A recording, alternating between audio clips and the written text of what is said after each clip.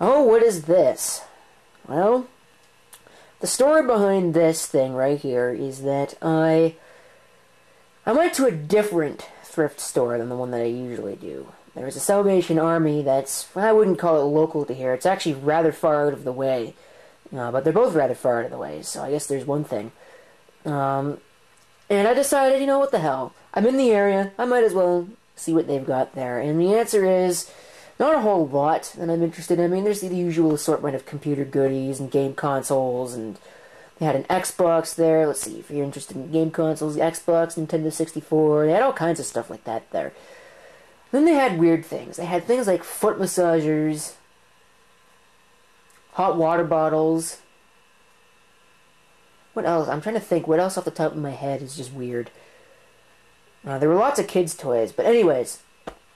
Then they had an assortment of computer things, you know, and clocks. They have clocks, and they've got kids' toys. Like I think I already said that. Basically, they had a whole bunch of stuff. And I walked past this particular thing a couple of times because really, you know, seeing the state of the rest of the store, it's small and dirty, and, you know, some of the stuff is broken. It's not exactly the best. But I walked past this 3 times, and then the 3rd time, I decided to give it a good look. And let's give it a good look here. See what I saw. I saw the price tag first and foremost. $19.99. Then I saw this, JVC, and I knew almost immediately what it had to be. And I'm sure that by the title you already know what it is anyways, but I took a good look inside. The case was open. Actually, it was more like this. Let me open it up a bit here. Somebody had left it like that, and they had wires dangling out the front of it. Which is not exactly ideal, but if you open it up, you can see the case. The foam isn't rotten, which is interesting. Usually by now the foam is all rotted away. It's not in the best of shape, I can tell you that much. But I've certainly seen worse from newer foam. But this is definitely a camcorder, as you can probably tell, and it is complete. There's tape in the unit right now. Obviously, as you can, if you're familiar with this particular tape format style, you'll know exactly what it is. Got the power supply. Let's see if I can pull this out of here. Power supply. We've also got the patch cable to go from the power. This is the charger to go into the camcorder itself, which is necessary. We have an audio-video cable. It is mono only, of course, because it's not. It's an old camera. It's actually from 1989, as you'll see in a second. So yeah, JVC. We have this here, which is actually for tapes. These are tape labels. Then we've got this, and yes, vhs-c, so you know exactly what it is. I think it probably says vhs-c on this too, but I just didn't look at it. I don't remember. We've got an RF modulator. I hope I can get this out of here. Yes, RF unit, model RF. Focus, please. What in the world? Why is it not focusing? Is it in manual focus mode? Okay, RFV3U, you'll just take my word for it. There's a receipt. This thrift store doesn't have tax, so that made my life a little bit easier. And here is the actual camcorder unit itself. Now let's take this out of here and have a closer look. Here it is. You can see it's a JVC. I don't know why they stuck this label on there. It's actually kind of unfortunate. But if you take a look at this, you'll see something very interesting about it. For those of you that are familiar with the Back to the Future trilogy, you'll probably notice that it is very similar to the camcorder that Marty McFly was using. And there's a reason for this. I believe they are in the same family. Now, obviously, they're not the same camcorder. The one that was used in the movie was much larger than this, and it was a different model. The one in the movie was a GR-60, I believe. This is a GR-60U. And it is from November of 1989, as you can see there. Here are some hidden buttons up here. I'm not sure what this button does. I thought it just did something, but I guess it didn't. You have date and time, recording time, and all of that. Let's see. Got a couple of other things. There's a title feature that I'll have to demonstrate. I mean, it doesn't work. I'll have to show you what it does. It's kind of funny. And not what it's supposed to do. I'm pretty sure the unit needs new capacitors, but look at how clean it is. It's been used. Definitely been used. There's some heavy signs of use in the viewfinder here, which is actually a black and white CRT viewfinder. And I'm assuming that it's going. This is how it's fed. I'm not quite sure how it works exactly. That might just be the power feed for it, but this wire is kind of loose. I will say that. Here's the microphone. It's right in front of the zoom control, which is rather unfortunate. Makes zooming a little bit difficult. It does have a macro mode. And the focus. The lens cap's actually half off.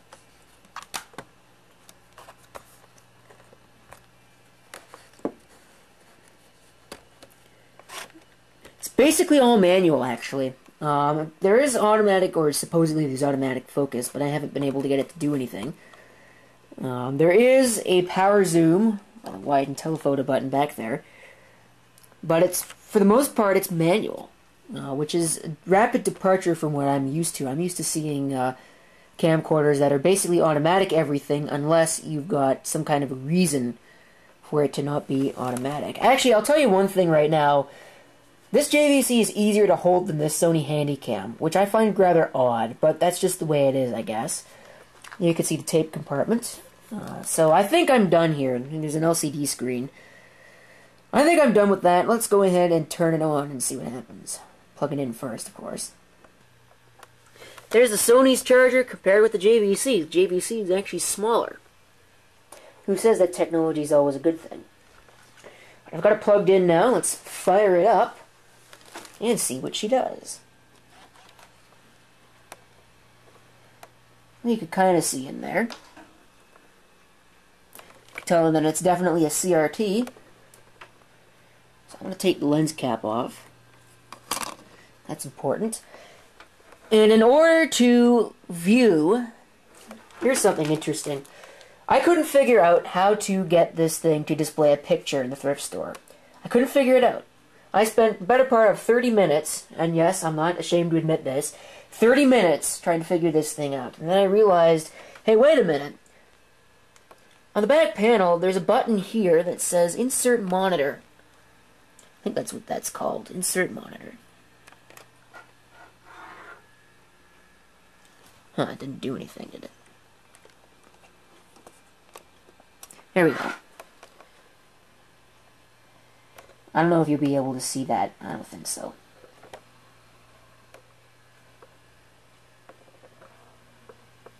Yeah, I don't think you can see that, but it's definitely got a picture. So that's how you do that. Or the other thing you could do is you could press the record button, which puts it into a sort of record pause state. I spent probably about 10 minutes trying to figure that out. But it puts it into a record pause state. In order to actually start recording, you have to press the play transport control, which is definitely another rapid departure. Here we can see the screen on the side, tape counter, and some of our information. Autofocus, auto white balance. I'm not sure what STO shutter means. Oh, standard shutter. There's a button. There's something there. What does that say? I can't read it. There's not enough light. Let me see if I can shed some light on things.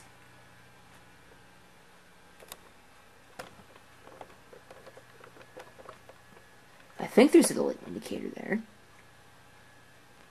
But I can't see it. The camera can't see it either. Of course, it's in extended play mode. The switch for that's right here. So now it's in extended play. Or sorry, standard play. Now it's back in extended. And there's a shutter button. There's a white balance adjust. There's the full auto button, and a focus button. Now you can also get, when I've got this light on, you can get a better idea as to how few blemishes are actually on this camera. It's dusty, and it's been used, but there is not a single scratch on this thing. It is amazing. I can't set the time for whatever reason. I have to figure out why that is. Again, I think it's because it's got some iffy capacitors. There we can see some of our other controls. Here's the eject for the tape. And you can see what the tape actually looks like. Library Master EHG High Energy Magnetite Tape vhs-c 30 minutes. So you can tell that High 8 and Video 8 were definitely better in that regard. Oops. So, let's test it out, shall we? Sounds like a plan.